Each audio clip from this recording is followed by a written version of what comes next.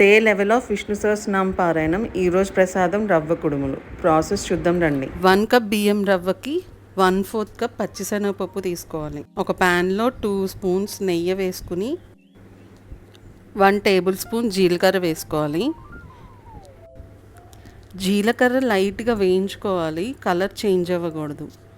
కడిగిన పచ్చిశనగపప్పు వేసుకున్న తర్వాత బియ్యం రవ్వ వేసుకుని ఫ్రై చేసుకున్నాక సాల్ట్ తగినంత వేసుకోవాలి. 1 కప్ బియ్యపు రవ్వకి 3 కప్స్ ఆఫ్ వాటర్ పోసుకొని బాగా కలుపుకోవాలి, ఉండలు లేకుండా.